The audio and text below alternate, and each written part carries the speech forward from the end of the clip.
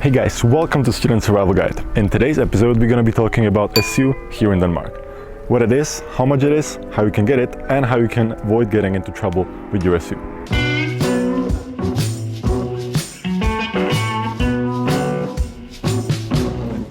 SU is a state's educational grant, or scholarship, if you may. It is given to all full-time students here in Denmark. Up until 2013, the rules were different, and only Danish students could get SU, or students that have continuously worked in Denmark for at least 2 years. Luckily, that has changed, and now we are all eligible to apply for an SU and get it the same way like Danish students do.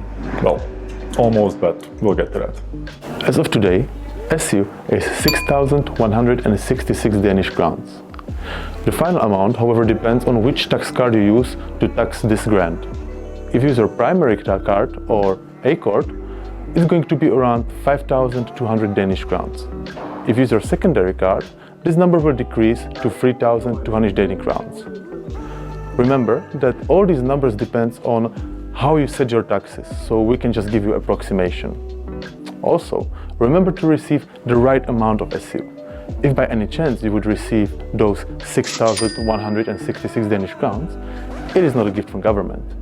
It is the mistake with the tax card, and you will have to pay back in May. If you'd like to receive an SU, there are a few conditions you need to fulfill in order to be considered an equal with your Danish classmates. I would not call it equal, but the Danish government themselves have called the document an equal status. So, yeah. Here you have two main options on how to be considered an equal, and that is under the Danish rules and under European Union rules. The Danish rules include being married to a Dane, coming to Denmark with your parents, working continuously for 30 hours a week for 24 months, as it used to be in 2013, and also being a member of Danish minority in Southern Schleswig. Under EU rules, you have the ability to receive an SU if you have resided in Denmark continuously for 5 years, or when you have a status of a worker. Now, the last one is the one that most people are applying through.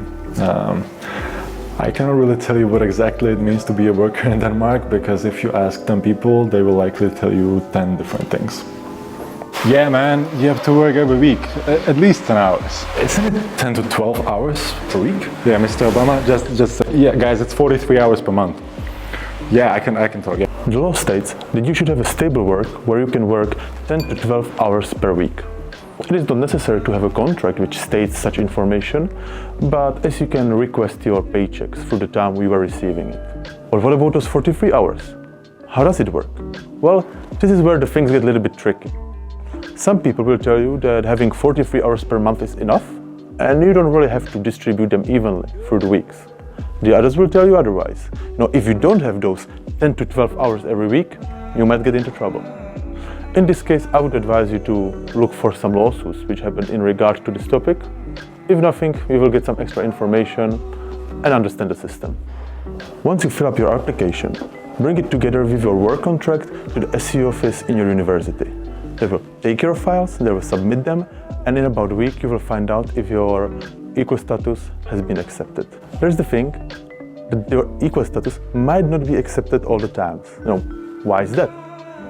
This usually happens if you don't have a contract which states the specific amount of hours you are going to work every month, or if you just signed for SU the moment you started working. In this case, I would advise you to continue working for a month or two, have a stable hours every week, and then apply again. It should work.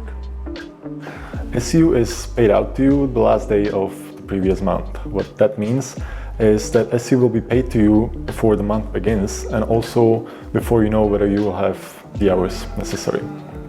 In case you want to stop the SU for an upcoming month, you can do that only up until the 15th day of the previous month. You can do this through su.dk. If you have failed to work the required amount of hours, you can opt in to use the SU holiday. SU holiday allows you to have 5 weeks during which the government does not check your hours. You can do this only once a year, and also you have to work for at least 3 consecutive months before you can apply for this. Now, the good thing is that you can divide the 5 weeks to your liking, so it doesn't have to be 5 consecutive weeks. And also you can submit the document retrospectively, meaning for past periods. You do this as everything else through su.dk. If you're going for an internship for less than 3 months, it is a good idea to pause your SU instead of canceling it. If you cancel your SU, you will lose your equal status. If you pause your SU, it will be paid back to you immediately from the month that you select. Just keep in mind that if you are going for an internship abroad from Denmark, and you're going for more than 3 months, you will lose your residence permit. We're going to talk more about that on our Facebook page, so make sure to visit and give it a like. Aside from receiving SU, you can also apply for SU loan. SU loan is a loan from government, which you can use on anything you want. It is approximately 2,500 Danish crowns and it is tax-free. You will get 1% interest and you can start repaying back 1 year after you finish your education. Aside from that, you can also apply for slutloan or completion loan.